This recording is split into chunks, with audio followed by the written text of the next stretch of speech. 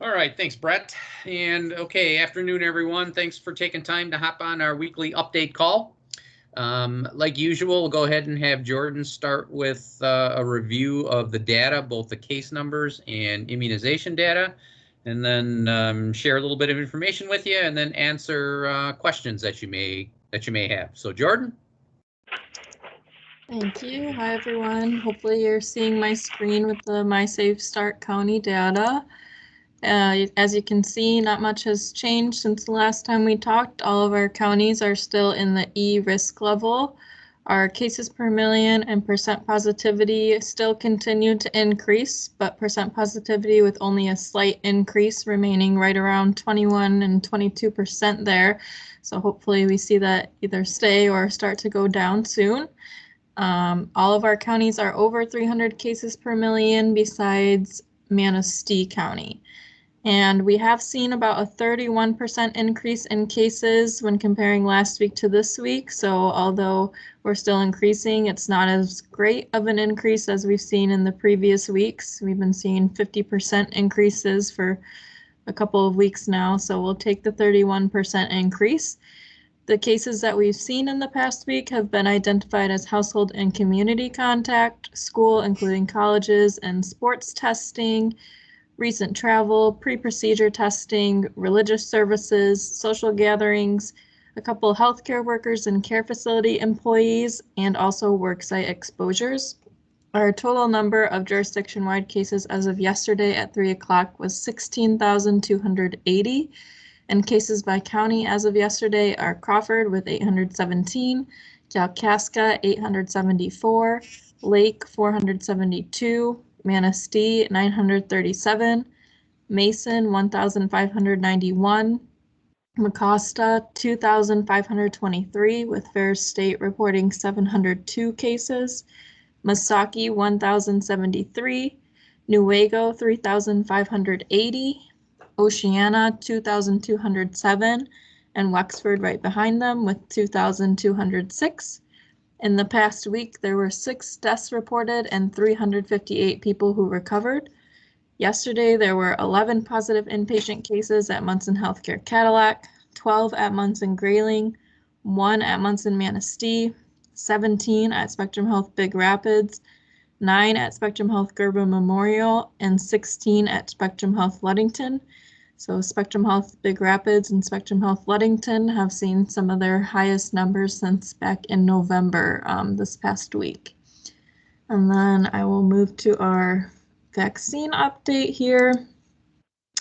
So the template did change just a little bit, just a different format. All the DHD-10 doses are still in these blue columns here. So DHD-10 has administered just over 75,000 doses as of this past Sunday. And as of this past Sunday, just around 61,000 people have completed their vaccine series in our 10-county jurisdiction. Are there any questions?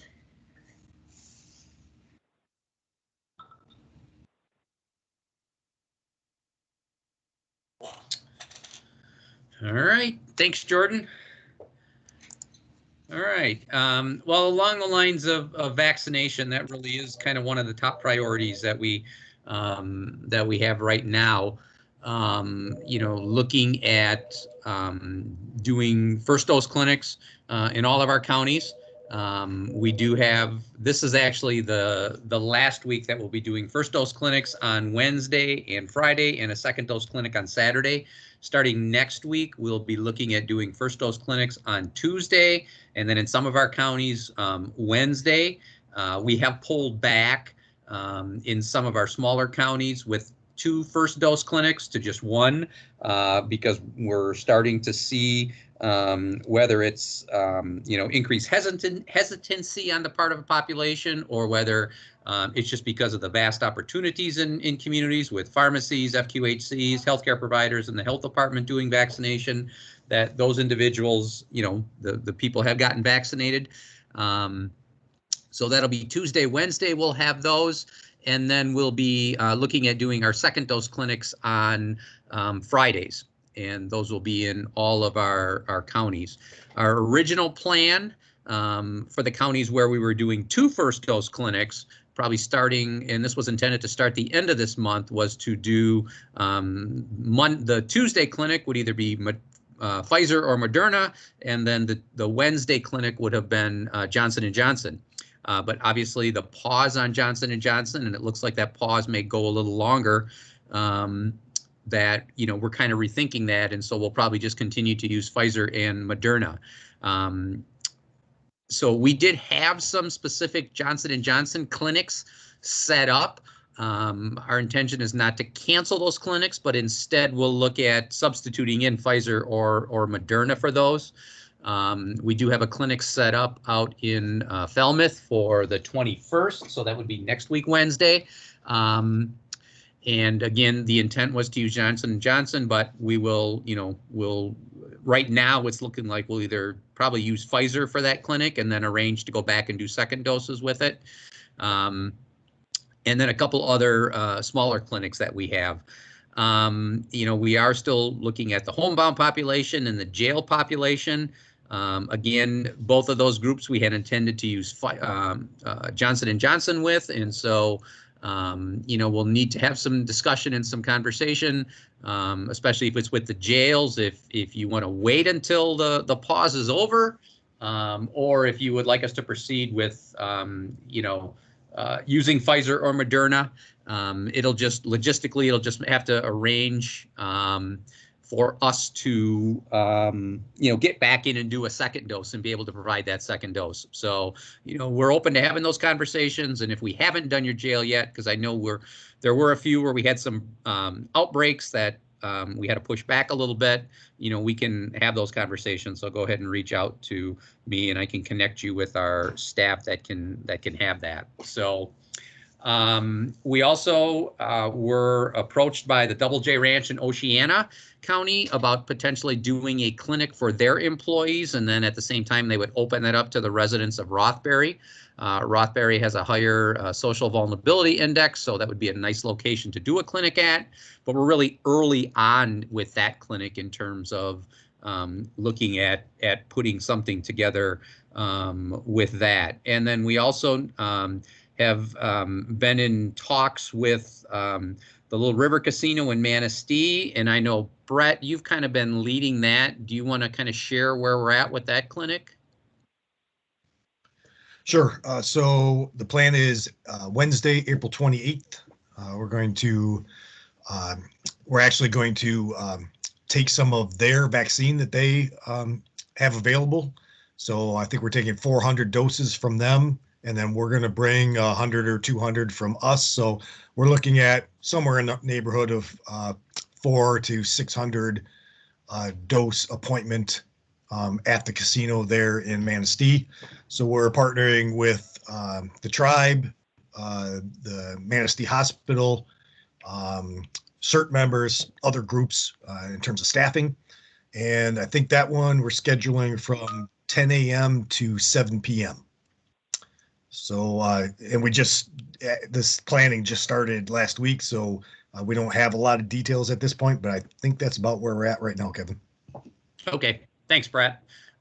So when I talk about kind of, pulling back in first dose clinics, we believe we're getting to the point where those people that are eager to get vaccinated and are willing to come to our office, those are the ones that we're vaccinating right now. The next group will be those that may have a little bit of hesitancy, or they're not necessarily able or willing to travel into our offices to get vaccinated. And so looking at and exploring setting up these population or community specific clinics where maybe, we won't have large numbers of folks, but we will, if we can get 25 or 50 people at a clinic, that's kind of a relatively easy clinic for us to operate, and looking at maybe adding in 1 or 2 of those each week, depending upon, how much interest there is in doing it. So, that's probably going to be the strategies that we'll be pivoting to as our numbers for in-office clinics, begin to plateau out or begin to drop. We're also watching to see now, because of the pause with the Johnson & Johnson, and really the issues associated with the pause, which really are a small number of cases in comparison to the total number of doses of vaccine that have been administered, but nonetheless, still something that needs to be looked into is going to be, what additional concerns is this going to cause? Is this going to increase the level of hesitancy among individuals where, they're just going to, individuals are just going to flat out say, I don't trust any of the vaccines, and I'm not going to get it. So, we'll be talking internally about some messaging that we need to put out to kind of address that and hopefully, get folks over that. And maybe hopefully a combination of doing that and then getting clinics out into the community where, maybe because of convenience, they will take advantage of it. Those will be some of the strategies that we will be looking to pivot to. Jordan had talked a little bit about our test positivity rate. And frankly, we don't have a lot of, there's not a whole bunch of testing going on in our jurisdiction. So the state health department has been on us to try to increase testing opportunities. And so we are working with our schools to set up just one-day pop-up testing sites. And, we have one in Ludington that'll be taking place this Sunday at the Ludington School. It'll be open to the community. It's a free testing opportunity as well, and it'll be a drive-through testing opportunity. It'll be an antigen testing with a confirmatory PCR test available if necessary. So we'll be looking to do one there in Ludington, and then we also have a meeting later this afternoon with representatives from schools in the Wexford County area and Missaukee County area to explore setting up similar clinics at the schools. We don't have dates or times or anything for that, but we'll make that available when we have it. But again, these would be free, open to the community and open to the school community if individuals are interested in getting tested. So those are some of the things that we are that we are continuing to work on. I think last week I did talk a little bit about the effort that we're doing to acknowledge our volunteers. We have been very successful and appreciative of all the volunteer help that we have gotten to assist with our vaccination clinics. We've had some folks that have been to each and every one of the clinics that we operate, and others that are only able to make a few. But all of the, the contribution from all of those is much appreciated. So we will be doing something to acknowledge those. Some of those individuals, we'll be sending out thank you notes and some other little things to our volunteers, hoping to get that out next week. It'll be a small show of appreciation on our part. There's really, no amount that we could provide to them or nothing that we can give to them to thank them for everything other than to say thank you that they have done to help us get to where we are with vaccinations. So that is also going to be happening. And so I think, trying to think what else I need to or want to share with you. We do know that the current epidemic order with all of the masking and the gathering limitations is set to expire on Monday the 19th. I'm hearing some scuttlebutt that there may be a new order. I'm not sure. I have no idea what's in it. My understanding is it may not contain any further restrictions. It may not contain any loosening of restrictions based on the cases that we're seeing, and may just be a continuation of the existing order. That may be coming out on Friday, this Friday, tomorrow. And then also we know that the MIOSHA workplace guidance that had the guidance that for work from home, that was set to expire on this past Wednesday, the 14th, and on Tuesday that was extended for up to an additional 6 months, although could be loosened up if we get to the point where we start to see a decrease in the number of cases that we have. And so we'll kind of wait and see what's going to happen with that. There still continues to be, many opportunities in the community. We know our pharmacies, Rite Aid, Myers, Walgreens, all of the main pharmacy chains are getting vaccine and are vaccinating out in the community. We know that some of the smaller pharmacies, some of the hometown pharmacies, they have reached out to us, and we have allocated some of our vaccine to them to allow them to begin vaccinating. We know the FQHCs are getting vaccine, and so they're vaccinating. Some of the primary care offices are getting vaccine from their healthcare systems to start vaccinating. Some of the hospitals do continue to do vaccination clinics. And then the health departments. So there's, in most communities, there are multiple opportunities for individuals to get vaccinated if they, if they are so interested in doing. And so we'll continue to make that opportunity available to folks, by offering weekly clinics. The structure of those clinics may change. We have tossed around the idea of trying to pilot some walk-in type clinics. Obviously, walk-in clinics would be easier with Johnson & Johnson, but it is doable with Moderna or Pfizer, although logistically there's a little bit more involved with doing that. So we are exploring being able to do that. And so as we do, we'll keep you abreast of that, and because that may make, convenience-wise, may make it easier for people to get vaccinated if we have a walk-in type option for them. So I think, again, I think that's all the information that that I have to share today. I don't know, Jordan, if you have anything else to share, or if you can think of something that I missed. Well, there are a couple of questions in the chat box. Okay. Do you want me to read those to you? One I can answer, but the other one. Okay, go ahead. Maybe. So the first is from Joseph Fox, and he's asking, are we likely to have Pfizer and or Moderna go on pause if similar adverse effects start to develop in reaction to these shots? What level of adverse effects trigger a pause? And is it true that AstraZeneca has been placed on pause or hold in Europe? So is that the one you were going to answer, Jordan? No. Those might be for Dr. Morse, but. Okay. There's multiple pieces to that. What's the first part of it again? Do you think Pfizer and Moderna will be likely to go on hold if similar adverse effects developed? I think, again, research and studies are ongoing for those. And so I guess, yes, the potential is there that could happen, but, we're not hearing anything associated with a pause for those two vaccines at this time.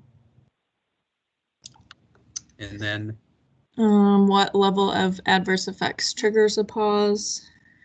That, again, in this case, there was, with the Johnson & Johnson, it was blood clots, that there were six females that experienced blood clots within or a blood clotting disorder within, I think, a week of getting vaccinated. And so that's kind of what triggered it.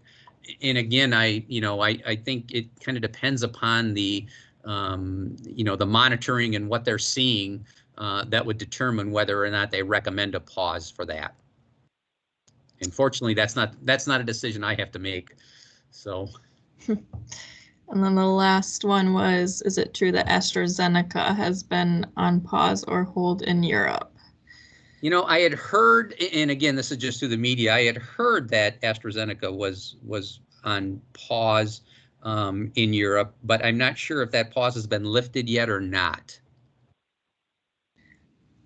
Okay, and then the next ones are the ones that I'll try to answer, but I'll read them first. Is there a correlation between the numbers of tests done and the test positivity rate?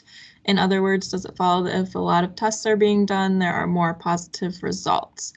What I'll say to that right now is that I think in the beginning, a lot of people were getting tested that weren't symptomatic, but now we've kind of seen that people are only getting tested if they've been exposed or are symptomatic, and that may be some of the reason that the positive test results are sort of being driven up right now. So hopefully when we get into the communities with more testing opportunities, the positivity rate will sort of decrease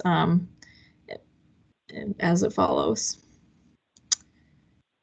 And then a next one from Stacy Chipman. She said, is there a written statement that we have access to? Thank you for your efforts. I'm not sure what that's in reference to. A written statement.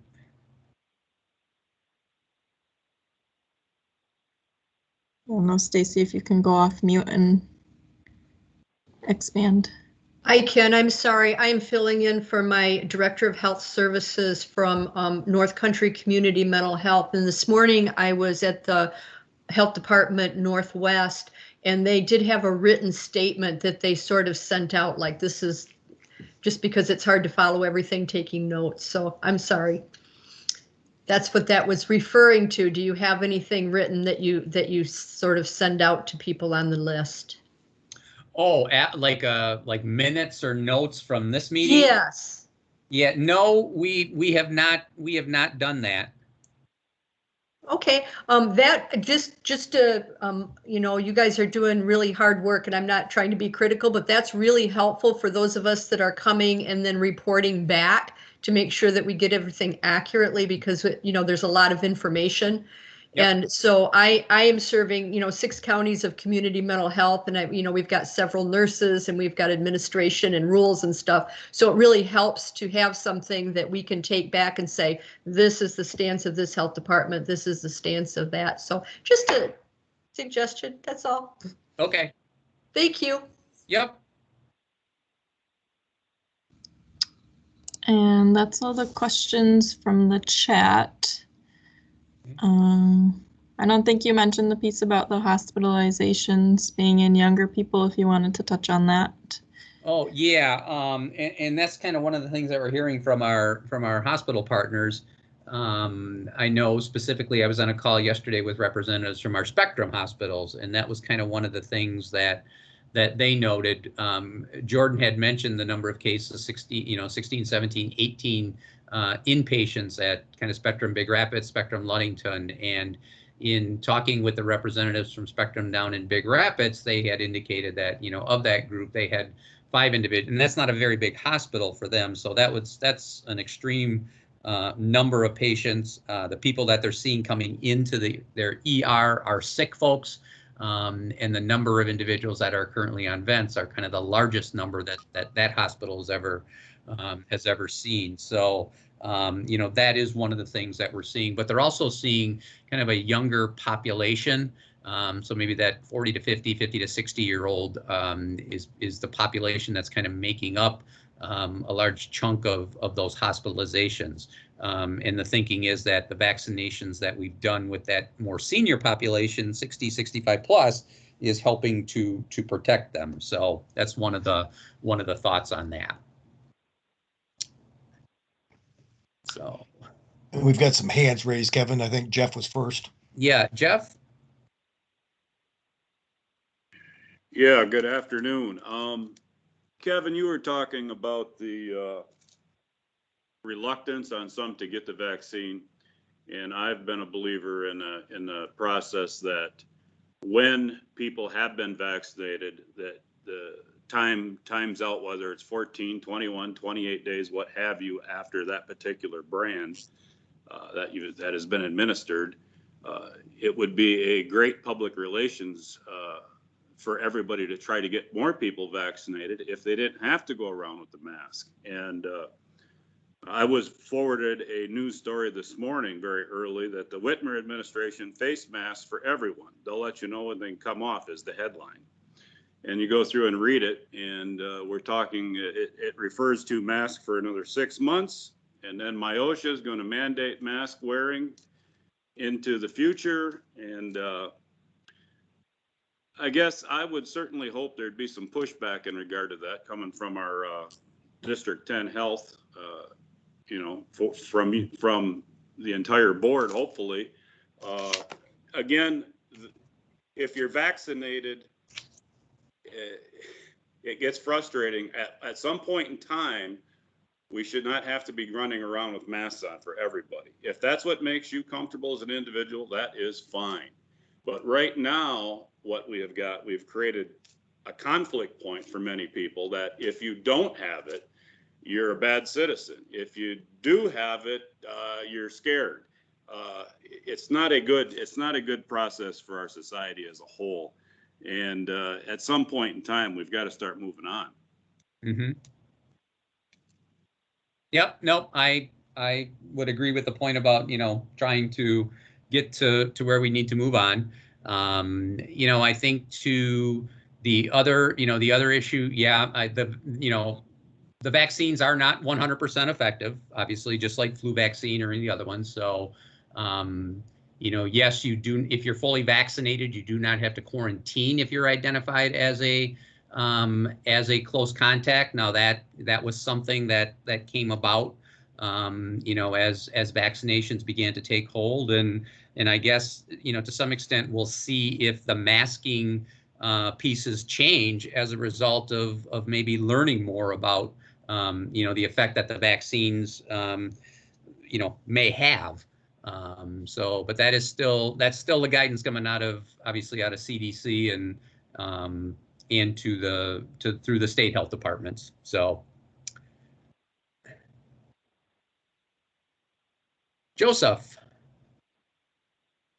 Yeah, I had another question, or a couple of questions. I guess they run together, that I put in the chat. But my question is, Kevin, are scientific studies being done comparing what is happening or not happening with C-19 in Texas and Florida, and what is happening and not happening in Michigan and other high COVID states?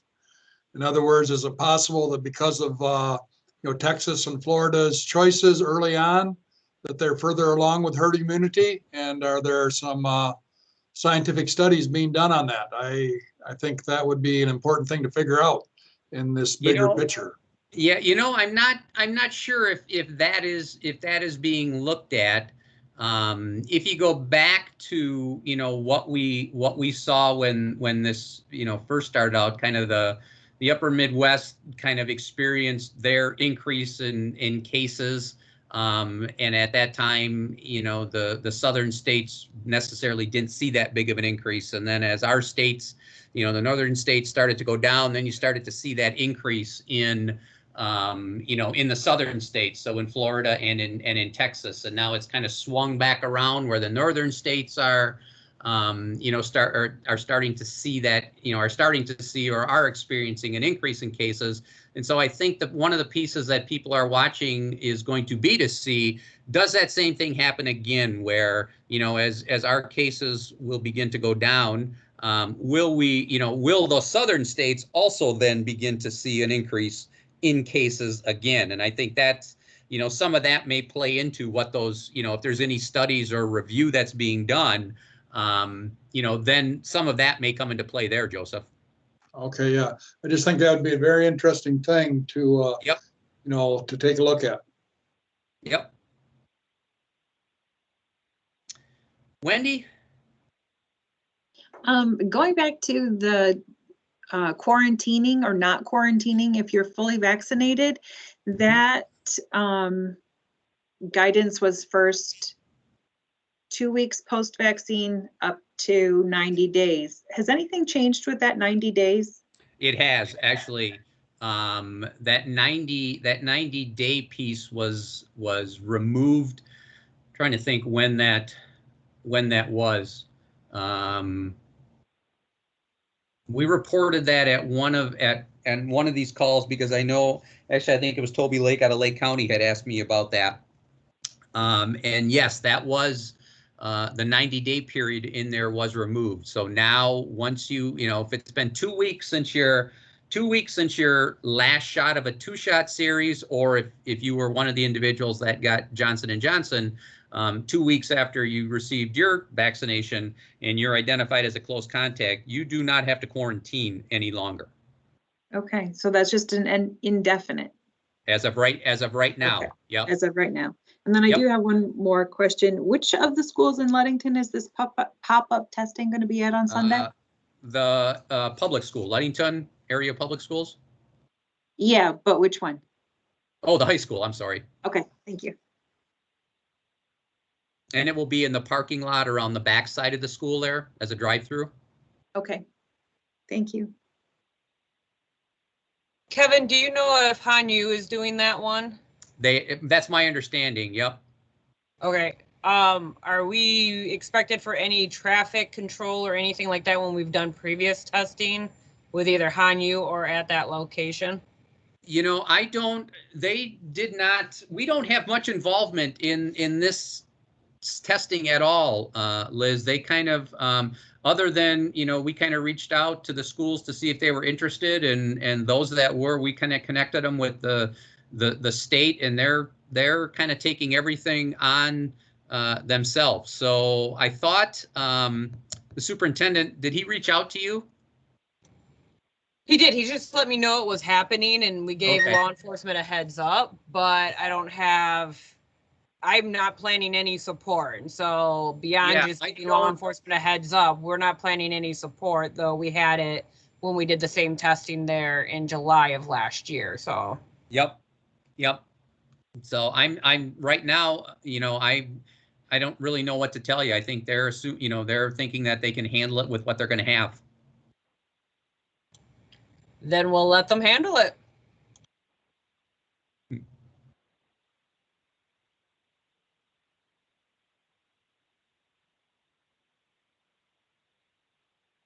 Other questions?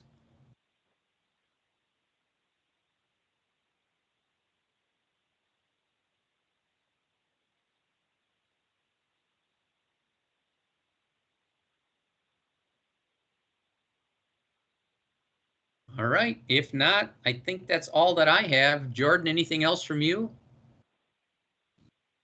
Nothing else. I'll send my information to Brett so he can send it out to the group.